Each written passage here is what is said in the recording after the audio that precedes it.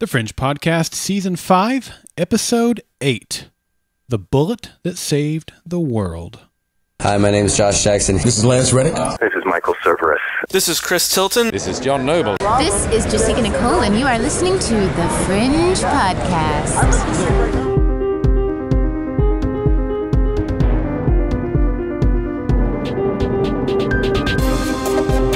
Support for the Fringe Podcast is provided by listeners like you and by this week's sponsor, Global Cash Card.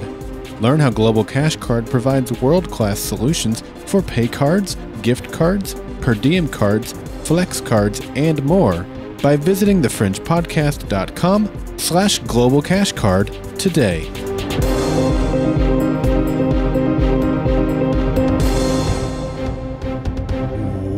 Welcome back to the Fringe Podcast, a podcast dedicated to the Fox television show Arrested Development. I do remember that show. Yes. It's a pretty popular show, actually. It was crazy popular. This is one of those Firefly-like shows that Fox really... Is it against our ratings to say screw the pooch on? I may have to put the explicit tag in there. Is that what you're asking? Yes. I don't think we'll have to put explicit for that. It's just a figure of speech. Yeah. But it won Emmys every year, right? Every year it was out. It won Emmys. I don't know if it won those or not. It really did. It was a great show. Fantastic show. It was a little bit different. Fox didn't quite know what to do with it, and they ended up canceling it. Yeah, kind of like Firefly? Exactly. Except it wasn't necessarily a genre show. Yeah, no, it wasn't. I wouldn't classify it as that. But Netflix. Yeah, they have it all. And they're bringing it back. They're bringing back new episodes. Oh, that's right. I forgot about that. That's right. Yeah. They're currently filming new episodes. Yeah, that's a pretty groundbreaking thing that they're doing. It is. They showed pictures of the people. Mm-hmm. They're older. They look different. I'm sure they do. Well, a lot of people have gone on, to some amazing careers because of that show. Ron Howard, of course. He was nothing. He had never. That was his first project, right? Wasn't it? I mean, yeah. So he directed Arrested Development and then went on to star in the Andy Griffith Show. Yeah. Then he got a son-in-law by the name of Seth Gable. That's right. Yep. And his daughter's finally broke into the business. Yeah. Yeah. So. All because of Arrested Development. Yeah. So today we're here talking about episode 4 of Fringe. Our numbers are always off from the show, so I got confused. But anyway, this is The Bullet That Saved the World, written by Allison Shapker and directed by David Straighton. And I got to tell you, I was going to save it for later, but I think it's a good time to throw it out there. We have a large range of opinions on this episode, and when we get to our feedback podcast, I don't know, I know some of you don't listen to the feedback podcast. You should. Really, that's where the best stuff comes out. And we have as wide of a range of opinions on this episode coming up in our feedback podcast this week than I think we've probably ever had before. Maybe there's another episode out there or two that had such a wide range of like it or hate it. This one is right up there. Yeah. It definitely has some great conversation heading your way today. It was a bold move. It was. This week. So spoiler alert, if you're listening to the podcast, we're going to talk about the episode. So if you haven't watched it, you'll definitely want to watch this episode before you listen to this podcast. Why would you listen to the podcast before the episode came out? Some people think that our podcast is as or more entertaining than the show itself. Those people obviously appreciate my sense of humor. That's right.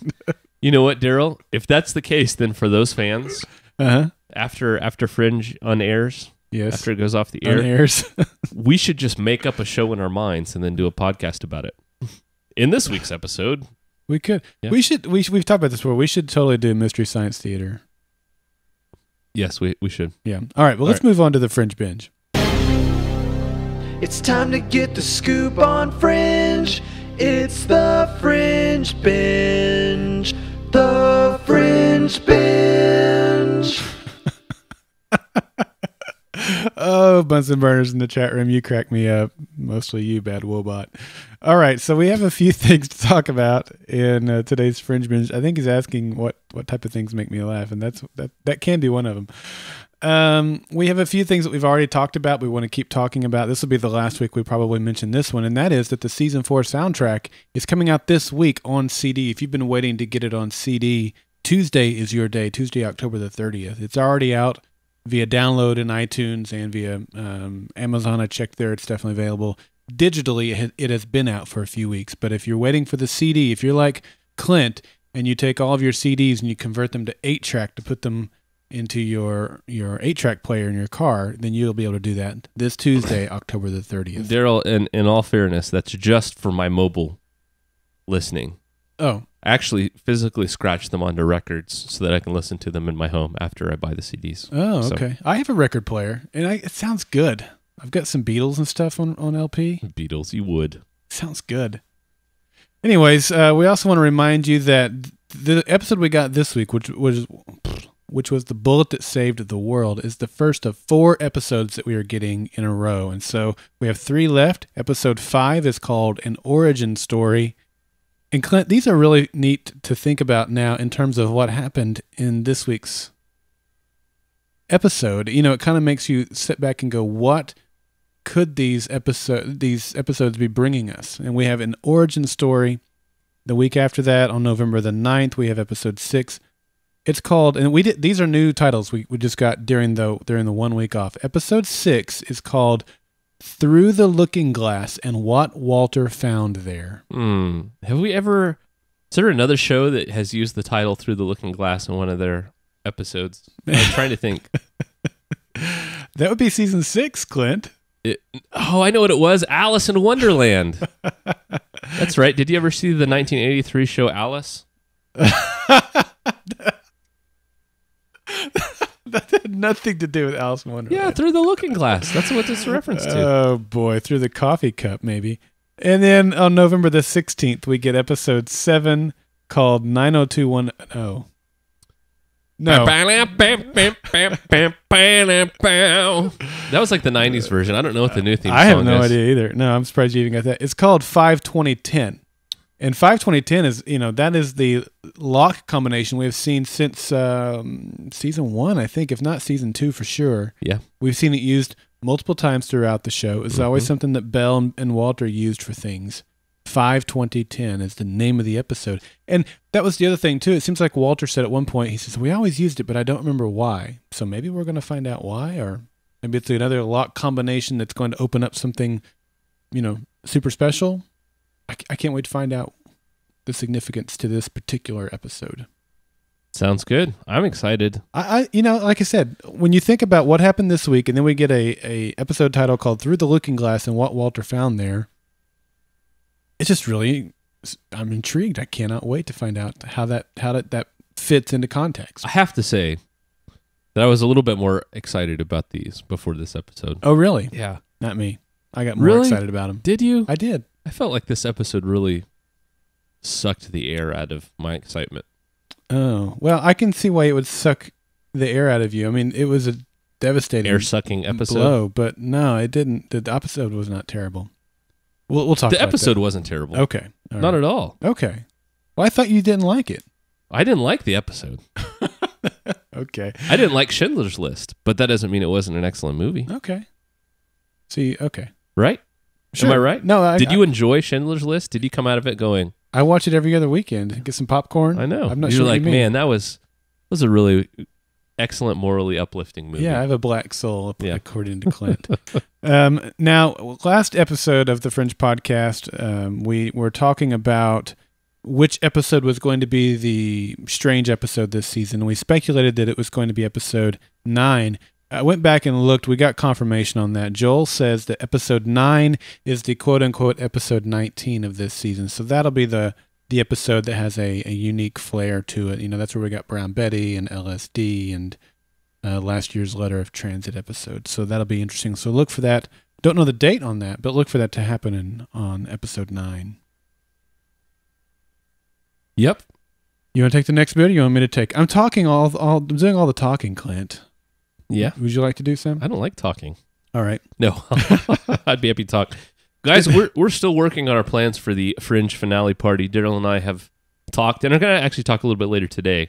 We've got some pretty awesome ideas about this party, but the most important thing right now is finding out who's gonna show up, right? Right. You okay over there? Fine, dude. Bunsen burners are cracking. I know, that's really funny, isn't it? I'm good. So, yeah, please get on our website, thefringepodcast.com, and let us know if you're going to be there. If you're planning on being there, say yes. If you're not, say no. Yep. And we're planning on it being February the 1st as the most likely date. We still have no official date, and Fox did come out this week and give the premiere date of Touch, which is going to be on February 1st. And so we ought to be getting really close to knowing whether or not it's going to be February 1st. If not, we think the next most likely date is January 25th, but we honestly don't know at this point. Yeah. Nothing is official, so we'll let you know as soon as we know. Believe us, we want to know as badly as you do. That's right. Fringe starts on the Science Channel November 20th. Now, Darrell and I had a very unique opportunity this week. We did. We got to meet with the vice president of, via phone, of course, the vice president of Discovery Media. That's right. And talk with him just about the kind of things that they're going to do with Fringe. And they're going to treat it in the same way that they did Firefly. So if you enjoy the Science of Tomorrow segment, or you don't because you want it to be actually scientific, then you're going to love the Science Channel treatment of Fringe. Mm-hmm. They're going to have, in place of some of the commercials, correct me if I'm wrong, Darrell, they're going to have their scientific experts talking about the feasibility of some of the sciences that they see on Fringe. Yeah. As well as things like a marathon over Thanksgiving. Yeah. Instead of like Twilight Zone marathon, they're going to have a Fringe marathon. They're going to be showing the entire first season of Fringe within the first week of them starting it, which is just incredible. Yeah. So check it out. That's the Science Channel by Discovery, and that starts November 20th. Yeah, it's going to be great. In fact, we told them, they asked us, they said, we listened to your podcast a little bit and checked out your website. Tell us more about your approach to the Fringe podcast. And the first thing I did was share with them what Clint does with the Science of Tomorrow segment, how he takes the science in the show, looks at it in the lab, talks about it in the real world and where it might be going in the future. And they were like, that's so awesome. That's what we want to do with the show too. So I think you guys, especially those of you who listen to our podcast and love the podcast, you're going to love what they do even more because they're going to be bringing in specific experts. And, we've given Clint a hard time over the years of how he knows nothing about physics and, and all that stuff. They're going to have actually going to have a physicist. That's right. That's actually right. Yeah, so it'll be great. We love what they're doing. We're excited about what they're doing, all starting November 20th, as you mentioned. Yep. Clint, I haven't asked you about this next part. Does this sound okay to you? Extending the contest a week? Sure. We had a request come in, and it seemed like a very valid request to me. The contest that we're having was due to end this Wednesday, October 31st, and the email came in and said, some of us are getting slammed by a hurricane right now, and I don't know if I'm going to be able to finish my project in time. I know. Whiners. So we're going to extend the contest 1 week to November the 7th, and that way, even if you're not in a hurricane area, let's say you're in the Pacific Northwest and you've just been lazy, get off your lazy bum and go get an entry. You're going to be so glad you did. We got some fantastic prizes. Walk to the Space Needle, the little park there, sit down with your Seattle's best coffee. That's right. Put down your Jack Kerouac and put on some Pearl Jam.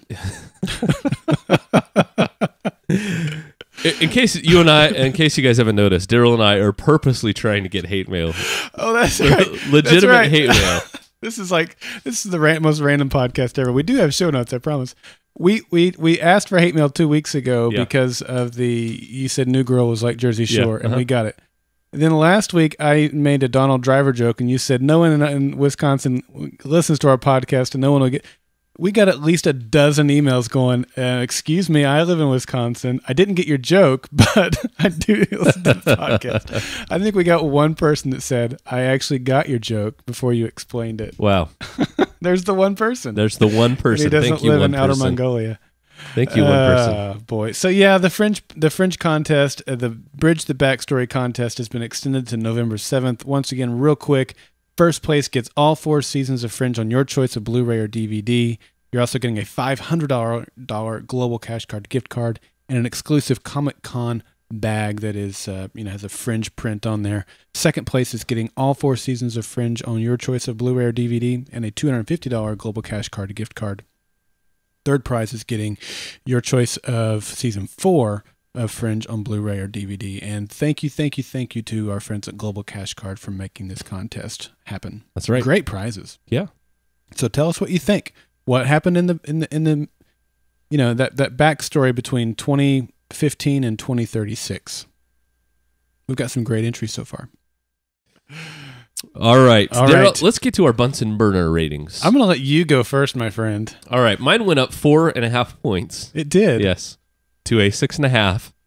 Cortexa fan must skip a generations. We need to talk about that when we get into our Fringe binge, because there's definitely some I think we made some assumptions that maybe didn't turn out to be true, but I gave it 9. Are you my mummy? Are you my mummy? Our Doctor Who fans will get that. Yes. Yep. All right, it's episode recap time.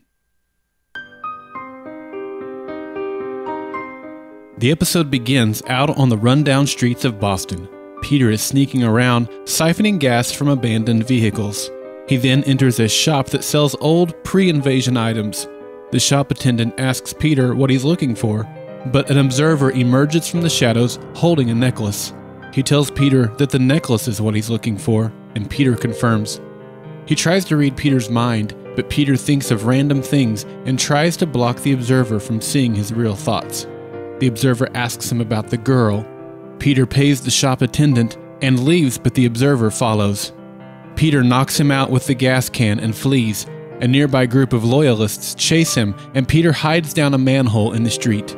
They drop a grenade down the hole, and Peter tries to run, but does not escape the explosion. He wakes up in a field. He was blown out of a storm drain. He's singed, but okay. He goes back to the lab and tells them about his encounter. He's pretty sure the observer didn't get any info they didn't already know. Peter gives Etta the necklace he bought as a replacement for the one they melted down for solder 2 episodes ago. Etta tells Olivia that she found the bullet in their old house. When she was 13, she went back to their old house on Quincy Street and found it in an old jewelry box in what was Peter and Olivia's room. She figures it must have been important or Olivia wouldn't have kept it. Olivia tells Etta that Peter used to call it the bullet that saved the world. Astrid and Walter have retrieved another tape from the amber, and they learn that they need to go to a subway platform beneath Newark Penn Station. Since every entrance into Manhattan is guarded by observers, they have to figure out how to get to the station safely. Walter opens up a hidden room below the lab, and it contains evidence from all the Fringe cases they worked. They build grenade-launching guns and fill canisters with the orifice-sealing gas we saw in the Season 1 episode, Ability. They drive to the observer checkpoint, and Walter acts like a lost driver. He sprays the gate attendants with the gas, and they clear the checkpoint. Down in the subway platform, they find a hidden tube containing large papers covered in equations. Walter has no idea what the equations mean, but they are in his handwriting. Someone must have dictated to him, and he wrote them down. They get in the car and escape, but one of the loyalists manages to sneak a tracking device on their car. They find refuge underneath a highway overpass on the outskirts of town. Etta tells them that someone wants to see them, and a moment later, Broyles arrives. He shares a warm embrace with Olivia, and they are all happy to see him alive. He says that he spotted Etta 5 years ago and learned who she was. He had her transferred to his section. She recruited him to the Resistance and taught him how to block the observers from reading him. Broyles gives them a trunk load of high-tech weaponry. He shuts the trunk lid and spots an observer nearby. He tells the observer that he is arresting them, pulls his gun, and kills the observer. They give Broyles the papers containing the equations, and he drives off. The Fringe team flees to a group of nearby warehouse buildings. Just as they get out of sight, Windmark appears with more observers. He detects where they went, and the chase is on. Observers and loyalists surround the buildings. A gunfight breaks out. Several observers and loyalists are killed. Windmark appears right in front of Etta and knocks her to the ground. She tries to grab her gun, but he beats her to it. He tries to read Etta, but he can't get a clear image. He knows that Peter bought the necklace for her, but he doesn't understand why. He reads her again and realizes that Peter did it for love. Etta pulls a knife out of her boot and tries to stab Windmark, but he blocks it and shoots her in the chest and leaves. Peter, Olivia, and Walter hear the shot and rush to her side, but it's too late. She has a mortal wound. Olivia and Peter are in disbelief that they have once again had their daughter taken from them. As a last act of heroism, Etta takes out an antimatter grenade and arms it. The Fringe team flees just before Windmark realizes that love would draw the Fringe team back to Etta's side. He and his team appear at Etta's side, but they are too late. Windmark sees the grenade and disappears fractions of a second before it detonates. He makes it out alive, but the rest of his team is destroyed in the blast. Nearby, the Fringe team looks on in shock as they see the blast of the grenade and everything in its radius disappear.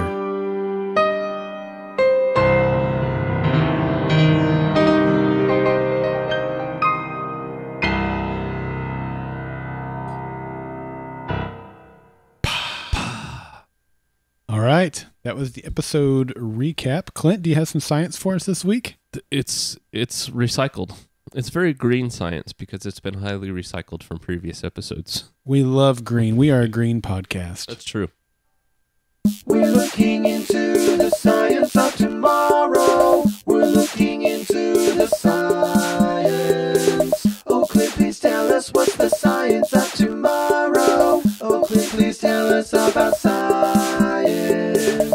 Take us to your wiki leader. All right. In this week's Science of Tomorrow, we're going to be talking about something that we've already talked about in not one, but two previous episodes. Okay. And this is rapid tissue growth. Okay. And there, is that like when your mom visits the buffet? Growth. Darrell, my mom has an eating disorder. That's not very nice. I'm sorry, Clint's mom, that does not really have an eating disorder. How do you know that? I guess I don't. You don't? I'm sorry, Clint. I derailed your science segment again. With a mom joke. Yes. Continue, please. I'll keep my mouth shut. I'll add productive things to the conversation. I was going to say, I might have to use these chemicals on you. Okay. To keep your mouth shut. So that your skin grows over your mouth. Oh, okay. Yeah. Like that? I like that. All right. In the episode, season 1 episode Ability, we saw this with the chemical that was put on a $2 bill, remember, at the beginning of the episode. That's right. It contained a component, according to the transcript, called RUD-390 that killed Agent Kent. Mm-hmm. You remember? Also killed the newspaper man. Yep, the newspaper man. The newspaper man. It was also found in the lab of Nicholas Boone, I believe, in the episode Midnight. You remember that one? Oh, I definitely remember that. Yes. Did he have it in his lab? He did. According to the transcript. Again, I had to look all this up. All right. So this is actually an area in science that is getting a lot of interest right now. Mainly, not for nefarious purposes, but mainly for healing, particularly with the type of burn victims that we saw coming out of IED attacks in Iraq and Afghanistan. The military has invested, the U.S. military, I should say, has invested millions and millions and millions of dollars into medical research to try and promote rapid tissue healing and rapid tissue growth. And probably the biggest field that this has really spawned is these, what they call 3D lattices for building cells. Okay. Right. And this is something that the company that I work for has actually had the opportunity to work on a little bit. Okay. It's these 3D lattices. I keep using that term, but you know what a lattice is, sure, right? I do, yeah. It's basically this 3D structure. It could be printed or built by taking two components, one which is able to melt away at a certain temperature, and the other that sticks around. You mix these two, you get this 3D kind of structure, and then you melt part of it away. Okay. Or you can print it layer by layer to get this structure, and it creates a patch, just like you've seen those gel patches at Walmart you get for burns, where you can put it on your skin, and you can actually spray chemicals on that wound that promote tissue growth. Okay. And it allows blood vessels to come up in those little pockets, and then your cells to actually kind of grow over that area. So this is an actual area of science. There's a lot of work and effort going into it right now. Okay. And it is an actual kind of fringe science, particularly this kind of rapid cell growth that we've seen in this episode. Now, both in this episode and back in the season 1 episode Ability, where we first saw this used, in both instances they called it scar tissue. Is that dissimilar to what this would be in the lab? Is that the same type of tissue? Kind of, in a sense that it is tissue that your body is producing to heal wounds. Okay. Right. Okay. So it is a sort of scar tissue, if you will. Okay. Yep. I thought the CG they did in this episode too. I mean, they used it a lot, and to me, I thought they did a really good job on it. It stood up well. I completely agree. Yeah. So we've got an article on this in the show notes from phys.org, which is mostly a physics blog. Of course, my favorite type of blog. Sure. Being the physicist that physics. I am. Mm-hmm. So that's it for this week's Science of Tomorrow. All right. Thank you, Clint, very much. We have some exciting news to share. Darrell has been selected to speak at New Media Expo, formerly Blog World, taking place in Las Vegas on January 6th through the 8th, 2013. New Media Expo is the world's largest and only industry-wide conference, trade show, and media event for bloggers, podcasters, social media networkers, online communities, internet radio and TV broadcasters, and every type of new media user and content creator. This is where independent content creators, journalists, marketers, internet entrepreneurs, and the world's largest corporations learn about the newest online communication technology, tools, and methods from innovators and industry leaders. Past events have offered more than 100 educational sessions with amazing speakers, including Guy Kawasaki, Mark Cuban, Steve Rebell, Gary Vaynerchuk, Tim Ferriss, Chris Brogan, Paula Berg, and dozens of A-list bloggers and podcasters, award-winning journalists, Fortune 500 executives, and world-renowned online marketers. There is a wide selection of topics ranging from building an audience and community, basic and advanced blogging and podcasting, audio and video tools and techniques, web TV and internet radio broadcasting, monetizing content, social media marketing, how to effectively engage bloggers, and maximizing new media in your business marketing mix. I will be leading a session on tips for fan podcasters, joined by Lost podcasters Jay and Jack Glatfelter and Jason Kabasi from the Walking Dead cast. We will discuss how to choose the right show, how to build a community around your podcast, how to promote your podcast, how to build a relationship with a TV network, and how to properly conduct interviews. Check out all the amazing content offered at New Media Expo and book your ticket today by visiting goldenspiralmedia.com/New Media Expo. I can't wait to see you in Las Vegas, January 6th through the 8th. All right, Clint, are you going to be there? When is it? January 6th through the 8th. I don't think my wife will let me go to Vegas. Yeah, I know. You already said. I'll be there. Hope to see you guys there, too. I'll be there. I'll be there. Are you going to be in the Food for a Thought segment? Yes. All right. Root beer float. Butterscotch pudding. Mr. Papaya. Fruit cocktail. Coffee yogurt. Donut hole. What'd you call me? Wasn't that disgusting? Yes. That was... it's still delicious. It is... that was so gross. That might be it for Quote of the Week. Could be. All right, the glyph this week spelled wound. Wound. Yeah, like Peter's wound up. Yeah, because of his daughter's wound. What? Wound. Wound? I think it's wound. Oh. It could be wound. You got to love the English language, right? No. No, I'm pretty sure it's wound. Which do you think it refers to Etta's wound, or is there some other wound? Is the resistance been wounded? I think it's an emotional wound. Emotional wound. Yep. Yeah. It could be all of those things. Yes. Yeah. I don't know. All right. I got lots of mixed messages this episode. Did you? I don't know. I don't know if I got mixed messages or not. Okay. The one message that was definitely there was the pillow that Peter had when he went into the little trinket shop or whatever you want to call it. If you want to make God laugh, tell him you're playing. And the attendant even read it to him. Not sure what to take from that, but I thought it was interesting anyway. I mean, they've got this plan, and maybe it's not going to work out so well. Maybe somebody has a different plan that's going to override your plan. You know what I mean? That's true. But I thought it was interesting. Hey, the observers had a plan. They did have a plan.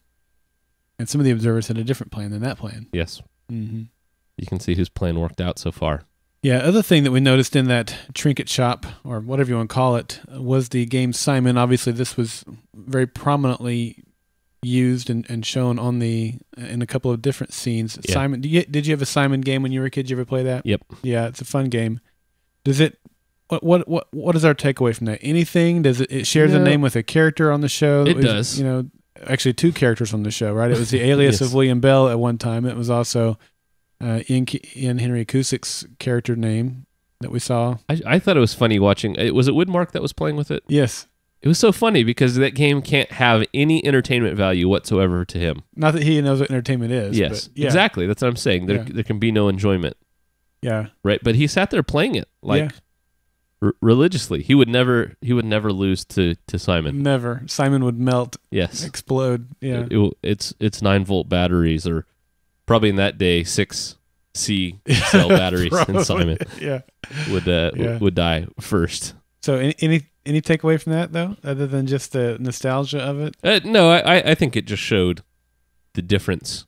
There were a lot of stark contrasts in this episode between the observers and what we call the human race, and obviously there's this chasm that separates them emotionally. They see something like Simon, and there's no way that he could really understand what it is. No, there's no way. He doesn't even know what a necklace is. Yes. He has no concept of what that would be used for. Yeah. When he's talking about the alloys yes. and the functional purpose it serves, it's like, come on, guys, really? Yeah. Really? And these guys are supposedly humans. Yes. Down the road. It made me think a little bit, which is one of the reasons I love Fringe. Yeah. When we go back and dig up things from these ancient civilizations and we try it, we say, oh, it's obvious that this was a sport, right? That this was used for some sort of sport, or, right. This is something to adorn a house with, right? It could have been used for a completely different purpose. It was a completely different, time and society. Sure. That we have no idea. And it would not make sense to us whatsoever, in the manner in which it was used. Just one of those kind of, thought-provoking things that, if we could actually travel back in time, we may see that they used it for a completely different purpose. Warding off evil spirits, or whoever knows, right? Yeah, I like Who that. knows? It's a good thought. Well, I felt like we got the answer to the tapes in this episode. It seems like all the tapes are in the lab. They're digging them out one by one. Yeah. Walter couldn't have stacked them neatly all together or put them on a bookshelf. It's, it's like the old Highlights magazine where they're all scattered in the lab and you have to find each one and circle it. That's what Astrid's doing. And I like it. She's like looking through the lab, and trying to circle all the videotapes and then go dig them out. Yeah, except this time somebody erased all the circles right in the Highlights magazine because they re-ambered it, so now she's got to start over. That's right. She poor has to Astrid. start. I know. Poor Astrid. But it was cool to see, when they found the sub-basement level there of the lab. And which is so cool. All that stuff down there. Yes. That's something that we've never seen before. I always wondered where, what they did with the stuff. Well, yeah, not only what they did with the stuff, but, we've seen the window, right? Yes. That's not something Walter's going to leave out in the middle of the lab. I got you. Hey, I got a window to another universe. Yeah. And it's not something that he's going to store in his house or apartment. So where did he put it? Yeah, where did he put it? Well, now we know. That stuff never occurred to me, but now we got the answer to that. What all do we see, Darrell? Oh, man. You mentioned the window that looks over to another universe. Right. We saw the man from Fractured. Right. We saw the... Part of him. Huh? Part of him, yeah. Snakehead. We saw that thing. Yeah. There was this wasn't from any particular case, but there was a spiral shell. Yeah. On a little stand of some sort. There was definitely another case. Well, we saw the powder for sure that Astrid was dealing with, but there was... I know I'm forgetting something. Jelly donut? Yeah. Yes, there was definitely a jelly donut. When I saw that, I thought... Oh, the Porky Man is the one I'm forgetting, yes. When I saw the jelly donut, my first thought was, it's Mr. Papaya! They left him exploded in that glass. Poor Mr. Papaya. That would have been fantastic. Yeah. We also saw a shapeshifter hard drive. Etta picked one up. Yep. At one point. That's true. I thought it was really interesting that when they went over to the window, it had been cracked. It looked like it had been cracked. Mm-hmm. So what does that mean? I thought it had been cracked before. I thought we had seen it cracked in some episode before, or how it got cracked. Chat room.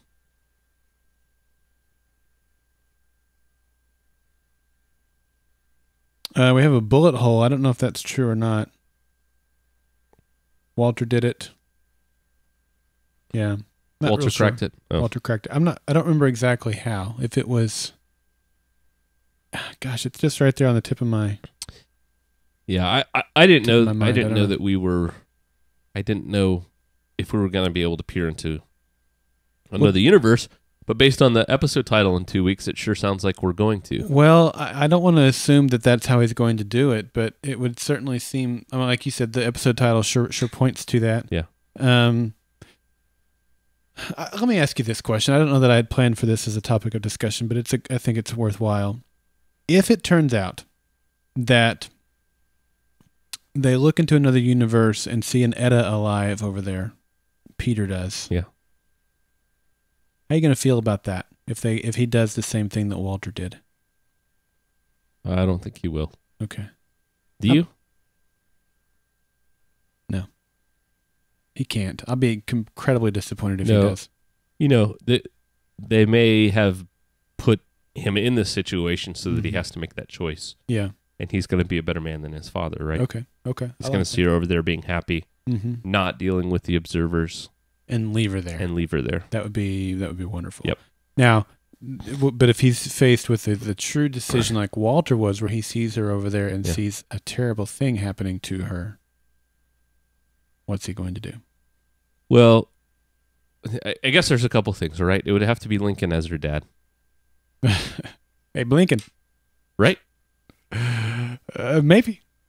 It's not going to be Peter. Well, if we're talking about the red verse, it could be a different universe. You think they're going to have a window to a different universe, a yellow verse? It's possible.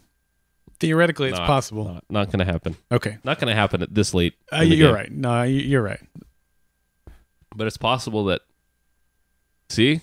This all circles back to my original prediction. What's that? That Peter's not really Etta's dad, it's Lincoln. That it wakes up with Jack opening or closing his eye with the Vincent laying down next to him? No. Where did that even come from? I don't even know what you're talking about. No, that Lincoln is actually the father of Etta, right?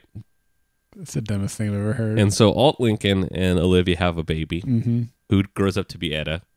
So Peter realizes that, wait a minute, Etta wasn't even my daughter. Son of a... And then it cuts to black. And that's the end of the show. No way. No, not going to happen. Although I've had my own crackpot theory coming at the end of our discussion. Okay, here, so we'll see. I'm not gonna.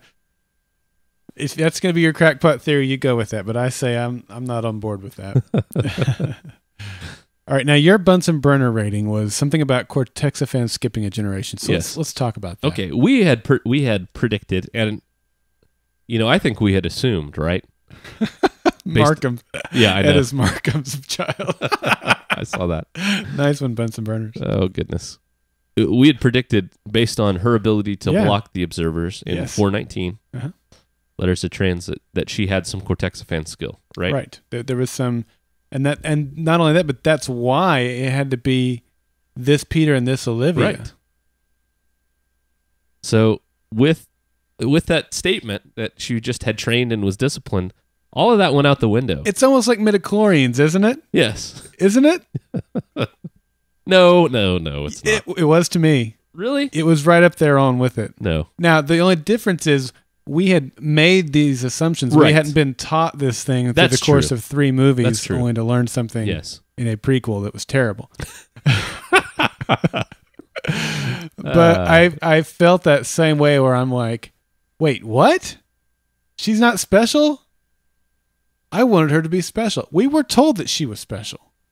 Maybe were we? I don't know. No, but we were told that Peter is special. Yes, we were told that Peter was special. And our theory was that Peter was special because Etta would be special. But we were also told that it couldn't be Henry. It had to be with Olivia and Peter. That's right. Not Olivia and Peter. That's right. Now, we assumed that meant because Olivia has cortexiphan in her system. But because she was Lincoln's baby...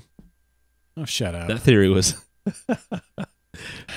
out. Now, maybe Etta doesn't know why she could do it and nobody else could. She had a skill that nobody else did. That's not true. She taught the skill to other people. That's not... I don't think that's true. What part? The fact that she had a skill that no one else had and she taught it to other people. Well, what do you think then? I think the dove, a.k.a. Broyles, had learned it and had taught the resistance people that were embedded in Fringe how to do it. I disagree. I think the dove, a.k.a. September...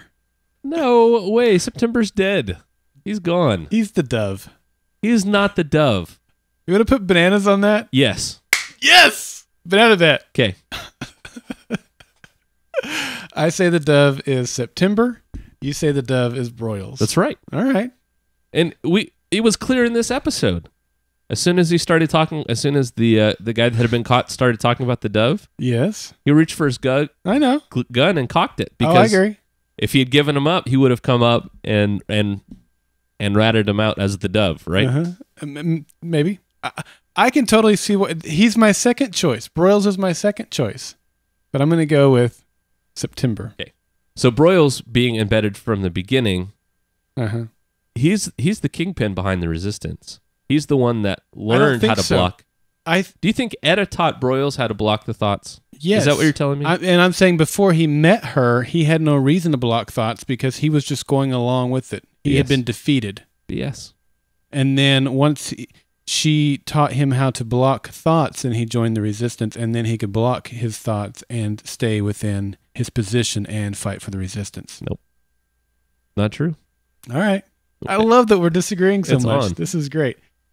Okay, so that's what I'm saying, and you're going to disagree, but what I'm saying is that perhaps the cortexiphan is what made her special, where she had this gift that nobody else did, but she was able to teach other people how to do it, and that they didn't have cortexiphan, so that still, I'm not satisfied with that, but it was also based on some assumptions that we had made, and I don't feel like the writers contradicted themselves because they never said that. We assumed that.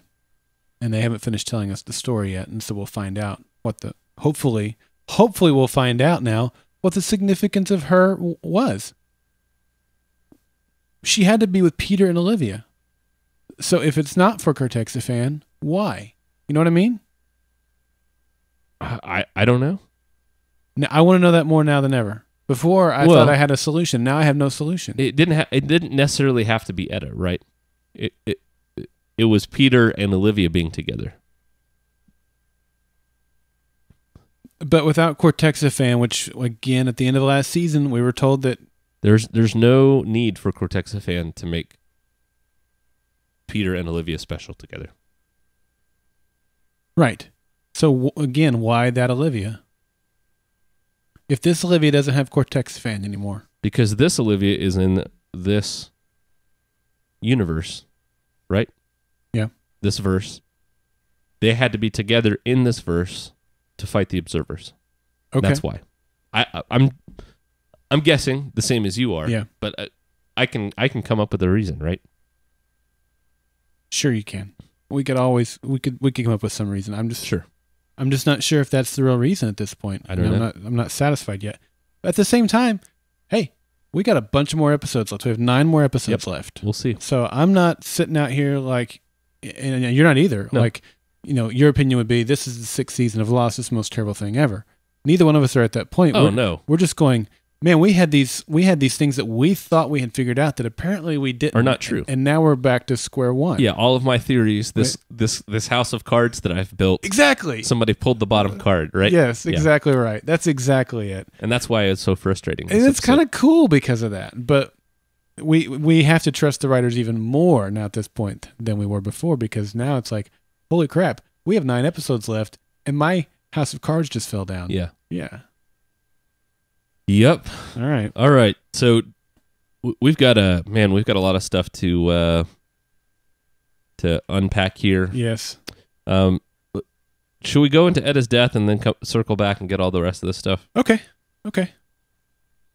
Because I feel like this transitions nicely into her death. I can totally see where you're going here, so you go ahead. And before I get any further, this was the twinge question about how will she come back? Yes. Because she has to come back. Does she? She has to come back, Darrell. She has to come back.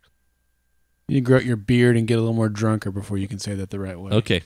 A little more drunker, that's right. A little more drunkerist. Right. Be a little more drunkerist. Need some drunkification. That's right.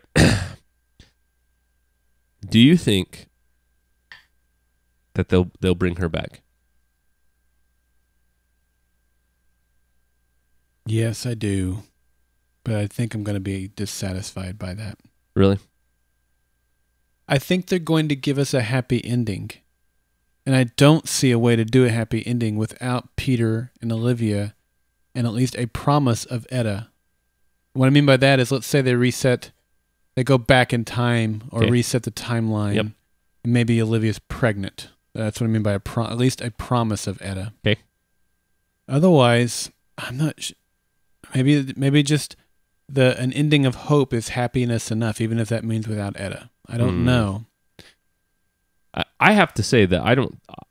Well, let's walk through all of the possibilities here. All right, and then I'll talk about why I'm upset and why I rated this episode lower. Okay, not because it was a bad episode, just because I didn't like it. Didn't give you what you wanted. That's right. That's fair. Hey, it's your rating system. Yeah, that's right. I get to pick it's whatever. As arbitrary as it gets. That's right. It's completely objective. That's right. Or subjective, rather, not objective. Yep, you're right. Okay, so the possibilities are she died. Yep. And is not coming back. And she's a vapor now because she got vaporized. She's antimatter, right? Right. And now she's become part of the Force. That's right. And her spirit will lead to the tree people. I don't know. I'm not going to chase that rabbit any further. All right. The other choice is that there's a timeline that gets reset, or Peter's able to go back and use the machine to save her, or whatever else, right? Right. That's another possibility. Or September is able to come in, and his plan is part of resetting back to, defeating the observers, preventing them from occupying or something like that. Yes. There are lots of other great theories out there about the fact that she really does have Cortex-Fan abilities and was able to heal herself. Here's an interesting theory.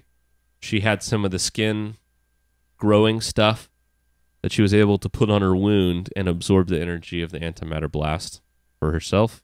Okay. That one of the observers grabbed her and pulled her out before the bomb went off. I've heard that theory. And there are a number of other theories out there. We've seen the observers move incredibly fast. When September was on the gurney in the lab, and the observers came in, and they had to get the specialized equipment from Massive Dynamic to even slow it down fast enough to see them. Right. So that's a possibility. Yeah. So all of that's just broad possibilities. Right. But I did read an interview with, is it Georgietta Haig? What's the actress's name? Georgina, I believe. Georgietta. Of course it is. And she said that she found out that she was going to die when they started talking about season 5. Okay. And the way that she worded the article, I'm not saying that the writers won't do something or haven't done something and that she was just playing coy, but it didn't sound like that she as an actress is coming back to the show. Yeah, I don't know, man. John Noble said something on Twitter like a week ago. I'm not going to repeat it because I thought it was awfully spoilery. Who? John Noble. Oh yeah.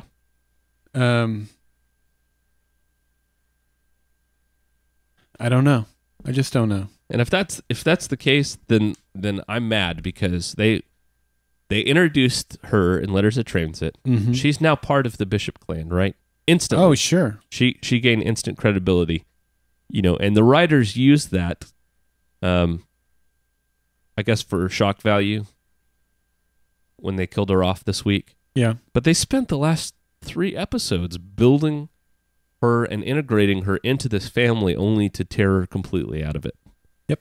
And we all had this huge emotional investment in her, almost as much or more than our main characters. We were just waiting. They had been preparing us for all these seasons to want something like this to happen. So that, and what I mean by that is a child of Peter and Olivia. So that when we got her, she was instantly a part of the family, and we were as invested in her as we were Peter and Olivia. Which is terrible. The dirty, rotten trick they played. I know. Look, if they had killed off Walter this week, it would have hurt more, but only slightly more, right? Yeah, probably. If they had killed off Astrid this week, oh man, it'd been terrible. It would have been terrible. Yeah, but only very slightly more terrible. And we've been with Astrid since day one. I'm telling you, I'm not a crying person, and I didn't cry this week either. But when she died, I just sat on the couch with my mouth open. Yes. And I mean, there were I didn't cry, but I mean, there were tears in my eyes. I was like, it was hard to take. They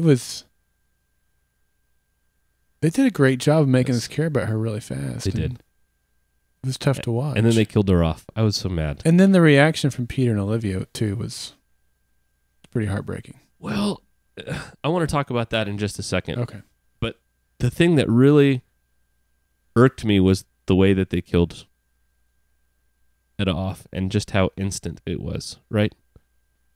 They had worked us over to invest in this character, and then they killed her off. You could see instantly. Well, let's talk about that now, okay? Okay. You could see instantly that Olivia, I'm not saying she was totally fine with it, but do you remember the whole but the whole discussion that she had about how she didn't deserve to be happy? She didn't feel like she deserved to be a good mother. Mm-hmm. You could see that hit the instant that she saw her daughter shot. She was like, well, this is it. This is what I expected all along. I'm out. And then she ran off. Well, she did tell Etta that she loved her. She had a great moment with her there. There wasn't much time, like you said. But she did seem, I don't want to say check out. I think she had a different way of processing it than Peter did. She was out. Yeah. I won't say that. She was out. I'll say it. Okay. She was out. Peter, of course, was heartbroken. Yep. Really struggled with it. And then we get Walter saying, she's gone, she's gone. Cut to black, bring out the bad robot, and the episode's over. Yep. That was a crappy way to end the episode. It was, but we've been told that this is a 13-episode movie.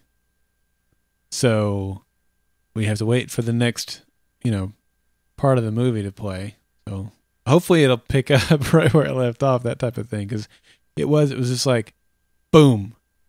There was no soft landing to the end of this episode. It was kind of like the first episode, right? Yeah. Too harsh. Yeah. Too harsh of a transition for me. It's a harsh reality that they're living in. I understand that. And I understand that that this was the purpose of this, at least I think it was to really make Windmark really, really, really, really a bad guy. They did a great job of that. Yes. and to really show us how bad off things are. That's right. And we got that. And we already knew that, though. Well, Peter and Olivia had been a little soft. Remember, they were trying to get Etta to turn soft. And she was like, we cannot show any mercy to these people. Well, now they got a better idea of why you can't show mercy to these people. And unfortunately, it took the death of their daughter maybe for them to realize that. The other thing that was frustrating, just from following these characters through. Yeah. And then I'll get off my soapbox. All right. Following these characters through, the only person that really understood what was going on in this time was Etta. Yeah. She was the only person that had grown up completely in this era of the Observers. Yeah, but now we have Broyles. Broyles, it doesn't count. I don't think, because Broyles was part of the Fringe team before the Observers came. Mm-hmm. Sure. He's watched the transition. He's in a position where he can do something about it, but he does not completely understand what the people are going through. And therefore, as a vector for the audience, we can't properly understand what they're going through. No, I will give you that point. But he will definitely fully understand what the Observers are, what their agenda is, what their weaknesses are, how to overcome, how to lead the resistance. Right. that part of her role he'll be able to fill. That's true, but we won't any longer have a window into what humanity is like in this timeline. And we really don't know if he'll be able to lend them his full assistance like she was, because he still needs to play double agent for a while, probably. That's right. So these guys are going to be off kind of on their own, really detached from really understanding what's going on. And as an audience, that makes it hard for me to process as a member of the audience. No, I think that's fair. I think we'll have to wait and see how that plays out, but I think that's a good point. Yeah, for sure. Now I think we've covered all that. I don't want to rehash any of that. Okay. All right. Yeah, I think we covered a lot of these notes right here.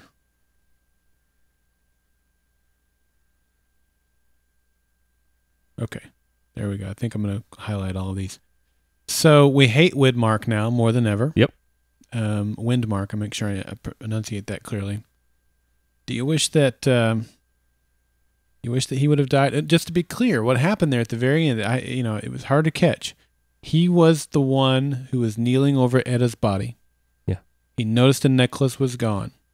He looked down and saw the antimatter grenade, and it had a second and a half or a second left on it, and then he disappeared. He was able to teleport out of there. Everyone else that was with him, boom, they got killed. But Windmark, because in the chat room, a couple of people were like, wait a minute, I thought he was just there at his side, because we clearly saw him outside when the antimatter bomb went off. And that's what happened. He was inside. He saw it, left, didn't warn anybody else. There really wasn't time to. Yeah. He made it out alive. Yeah, which makes me think, because we didn't see Etta standing next to him, he would have been the only person that could have grabbed her. Right. I think. The fact that he didn't grab her and pull her out of the antimatter bomb. Unless, like I said, somebody, let's say the Dove, September, came in, knew that it was going to happen, came in and whisked her away, and then immediately left. You mean the eagle? No, I mean the Dove. But I think she was, her body was in the midst of that antimatter bomb. I think she's gone. Yeah, I do too. Sad. It seemed like he wanted to kill her more after he knew that the necklace thing was for love. Was that just my perception? It seemed like he was really bent out of shape. The fact that he had gone and put himself in harm's way for love, for the love of the daughter. I didn't get that vibe. I'm certainly not going to poo-poo it. I just think he doesn't understand what love is. And so he's trying to understand it. I don't think he is. I think he sees it as something ultimately human that needs to be purged. I don't disagree with that. I think he's trying to purge, much like the idea of the Aryan race with the Germans. Uh-huh. He's trying to purge all of these, quote, impurities, including emotions and things like that, out of the human race. I won't disagree with that at all. But I don't know that it made him, that much more motivated to do it. I think that he's just he doesn't understand it. And he identified it as that. Now, did it kick up his motivation another notch? I'm not sure. That's where I'm not sure on. Okay. Does that make sense? The distinguishing point there? I think so. Okay. I thought we're getting kind of into our other notes here. We've already talked about that one. The description of the labyrinth of thought that Etta described when she was talking about it reminded me a lot of Inception. Uh-huh. I've seen that movie. Yeah, I know. Where they had to make this labyrinth so that you couldn't, the guys in your own mind could not follow you back and try and kill you. Right. That's what it reminded me a lot of. And so I thought that was kind of neat. Yeah. I hadn't thought of the Inception connection until I saw it in your notes, and I think that's very accurate. All right, let's get back to Broyles for just a minute here. Okay. That was, to me, a very, very powerful, touching moment there when they meet under the underpass, and Olivia comes out, and she calls him Philip. Because you think about how their relationship might have changed after she saved the world. Yeah. She saved the world by, getting shot in the head. who knows? Philip was moved to this other thing. Science division brought Nina in because of that. Mm-hmm. So their relationship would have changed. So for her to call him Philip, I didn't see anything wrong with that. As far as structure and order of their relationship, it definitely made it more personal. And the other thing to consider also is that, after Etta came into the picture, they had 3 years there where the whole Bishop family and their family of friends, you could say, mm-hmm. Probably took on a different dynamic. Child will do that. It changes the dynamic of relationship. Yeah. So I don't know. I kind of liked it. I kind of liked the reunion. I liked the way that she called him Philip and the fact that she called him Philip. What was your take on that scene? Yeah, I thought it was a nice reunion. I don't really have any other thoughts on it. It was nice. It was good to see that Broyles has not given up on these people that he's actually working at from the inside. Yeah. So, I knew ahead of time that somebody was going to die. In fact, I first learned it from you. You and I spoke earlier in the week, and you mentioned it to me, and it was like 30 minutes later after you said that, I saw a tweet from TV Guide, and they said somebody was going to die in this week's episode. Yeah. I think my prediction was September, which clearly was wrong. He didn't even make an appearance. Clearly, I think September is going to come into play at some point. I'm assigning every label to September. One of them is going to have to stick, right? That's right. You said Broyles was who you thought was going to die. Yeah. But also that I was secretly hoping it was Nina. Yeah, you did say that. I thought you were going to be right. As soon as I knew Broyles was going to be in the episode, but as soon as they had that heartfelt reunion, I thought, he's a goner, right? He's a goner, yeah. And I remembered back to our conversation we had with him at Comic-Con where he was like, I want Broyles to have a happy ending. And I was like, oh, he's not going to get it. Lance is going to be so upset. But he's still alive. He's alive for another day. Yeah. I totally didn't see the Etta thing coming. I was shocked. Never saw it coming. Yeah. Until about 10 seconds before it happened. Oh, I was so mad. Yeah. All right. It's like, surely they're not going to kill her off. Surely they'll kill off Olivia and let Etta live. Yeah, right. No. At this point, would that have been worse? I can't say that it would have been. You can't, can you? No, I don't if know. Olivia had jumped in front of Etta to take another bullet to save her daughter. At least you'd have the feeling of, she did it to sacrifice herself for her child, or this, you don't get any satisfaction like that out of her death. Yeah. Yeah. All right, let's, we already talked about who the dove is. And another thing that was there on that reunion that they were having under the underpass was the words Manifest Destiny. That was the graffiti that was spray painted there. I don't know if that's our episode clue for next week or not, but I think it definitely bears significance enough to have some conversation even in this episode about it. Yeah. Manifest Destiny and fill in the blanks here. And I know we've had some history buffs here who could articulate this much better than I even could, but it's that concept that was really popular as America was growing. We had the purchase of the Louisiana Purchase and growing westward. And even beyond that, it was growing as a global power. It was this idea that really we were entitled to this. It was God's will for us to conquer the world, so to speak. Yeah. Is that a fair enough description? I think so. You want to add to that at all? And so I think it could apply in two ways here. One, it could apply to the observers. They think it's their manifest destiny to do what they're doing. Absolutely. But the shoe could also go on the other foot with the resistance and say it's their manifest destiny to get their world back. Mm. You have another idea? You like one of those better than the other? Yeah, certainly. I think that it's the observers, and it could be a loyalist. That did that graffiti. I don't in the in the racist ideals of manifest destiny. The humans, as we know them, would be, the Native Americans compared to the invading force. Mm-hmm. Yeah, right. So sure,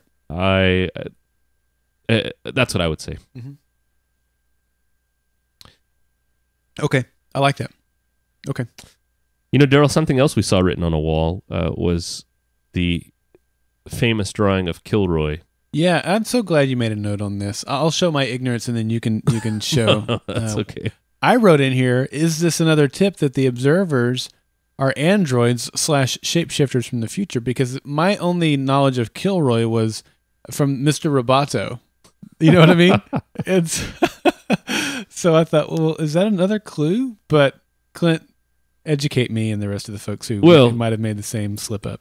Kilroy was this drawing of Kilroy, and each branch of the military had their kind of own version of Kilroy.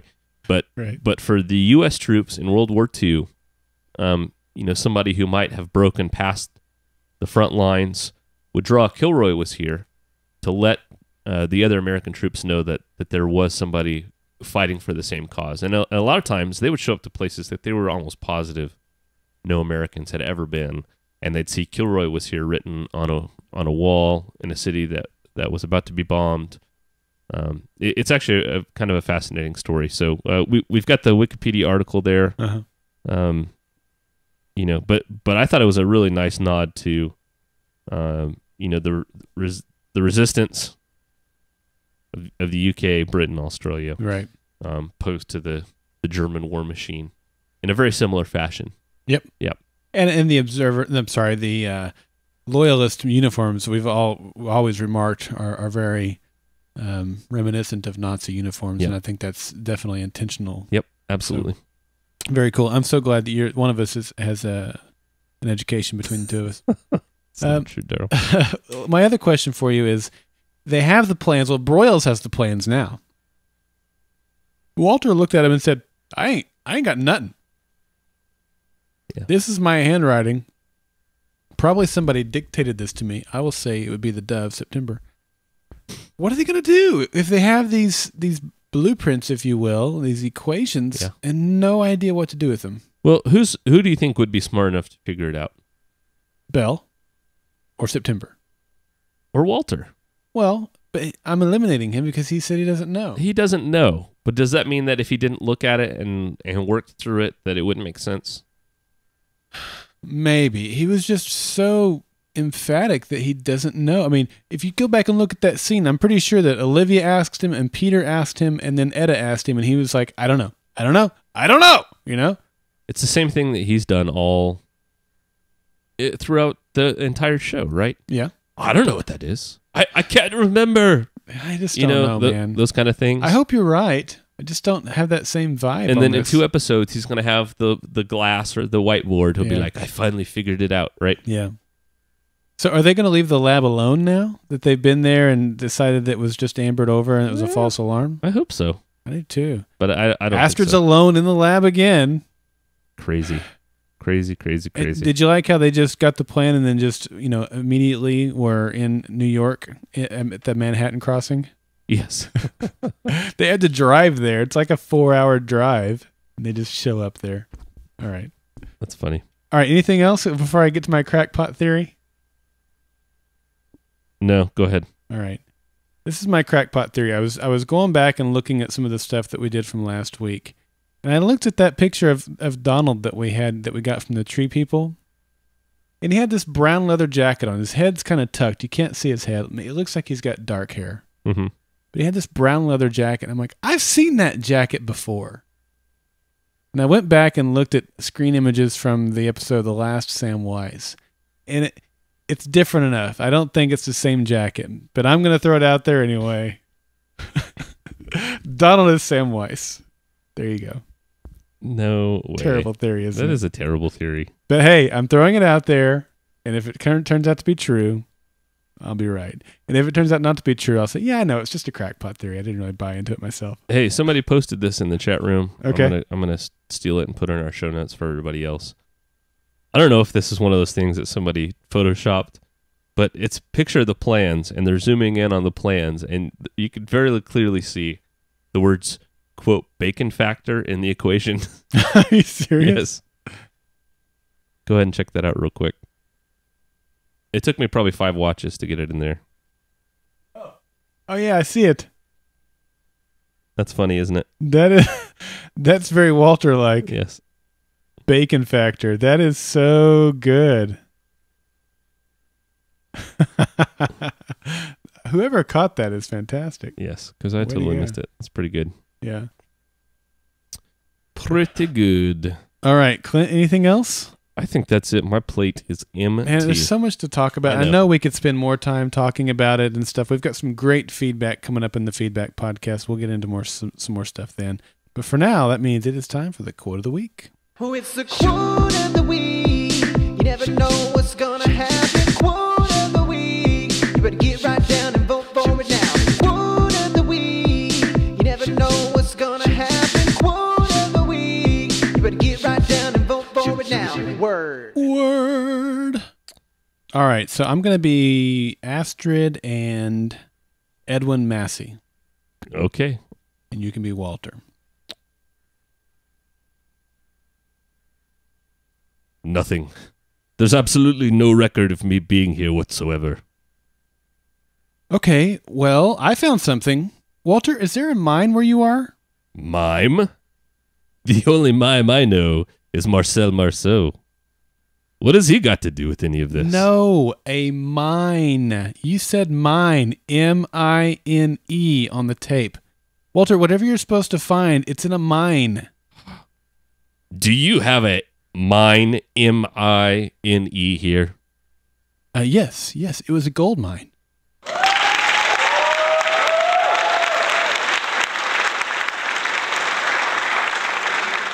All right, we have 5 quotes this week. That was probably my worst Walter ever. It might have been, but it's probably my best Astrid. So that's true. We kind of waste each other out. Balanced out. Yep. Yeah. I couldn't narrow it down to 4. I started out with like 8 in this episode. There were so many good quotes. Are they sappy?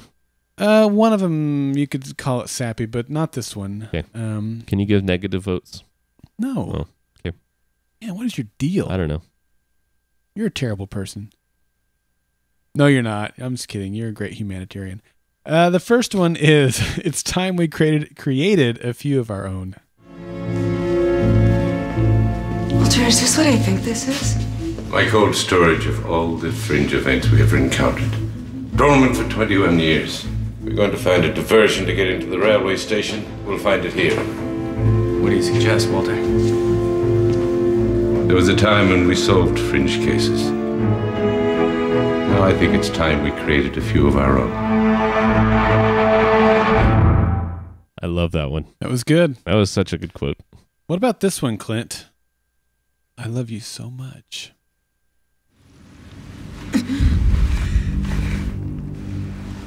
You have to leave.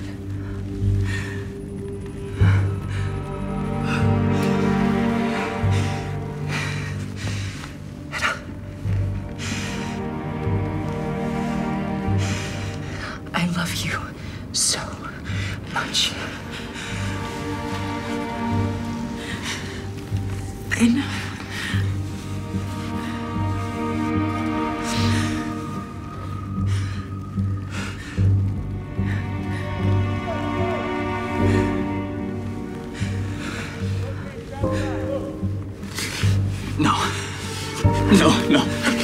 No, I can't be here. Not again. No. Son, we have to go. Boo. Oh. Boo. What? That gets negative 2 votes for me. You're going to get hate mail, my friend. All right. How about this one? It's still good. Oh, my goodness. What is it? It's my old donut hole. Jelly. It's still spongy. It's still good. You know what makes that even grosser? You know when you watched it was bad enough. It had hair on it. Yeah, but you can hear like the little like Yeah. sounds when he's digging the jelly out. It was pretty bad. Gross. They're hating on you in the chat room right now. know. It's wonderful. I didn't like the quote because Etta died. That's it. Uh-huh. It's not a bad quote. I just didn't like it because she died, and I'm sad about it. I don't believe that. That's true. I don't believe that at all. All right, this next one is, I had to see you. Did you done him? Hello.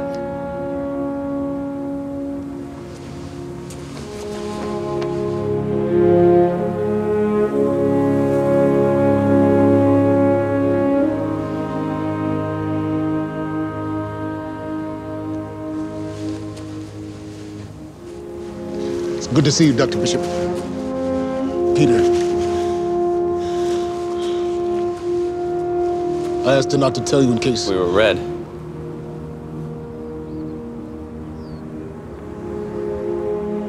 When I heard that you were back, I tried not to, but I had to see you. And don't worry, Broyles. Etta's going to teach us how to not get red very soon, so it won't matter. Oh, wait. Oh my goodness, you're trying to hack everybody off, aren't you? What's interesting is I was going to comment at the end of this clip here about how good the music was in this scene. Yeah. And the chat room lit up when we were playing that, several of them talking about how good the music was in this scene. It was a really good emotional so good scene. You know, especially when he reached over and touched Walter on the arm. I thought that was really nice. Seriously. Okay. Yeah, I'm being serious. Okay, I can't tell right now. And the final quote for this week, that's right, 5, as I said, the bullet that saved the world.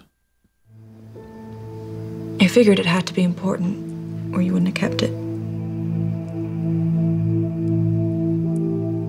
How long have you been wearing it? Since I was 13?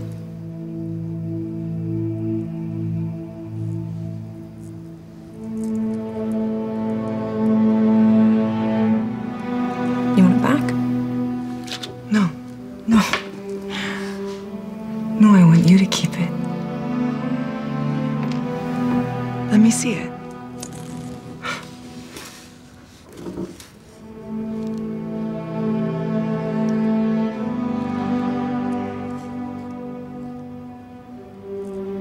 You know, your father used to call this the bullet that saved the world.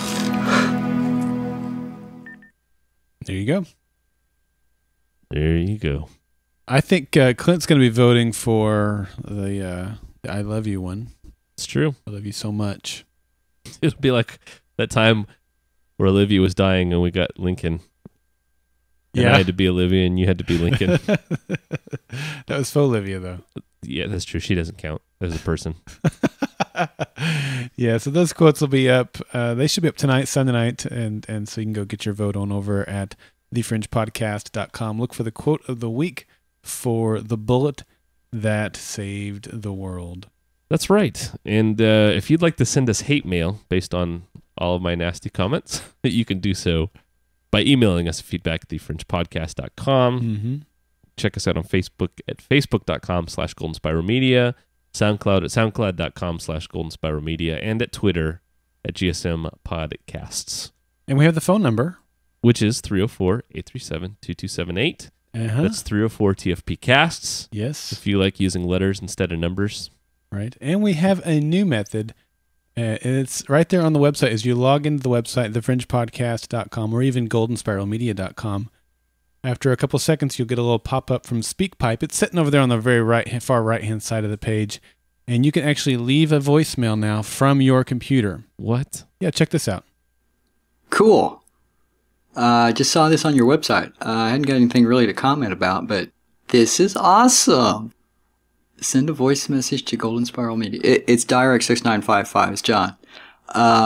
SpeakPipe. This is really cool. You know, kudos. That's so good. So yeah. Obviously, your computer needs to have a microphone of some sort. Yeah, and a monitor. Well, I mean, to be able to record feedback, you need a microphone and a monitor. Oh boy, Clint.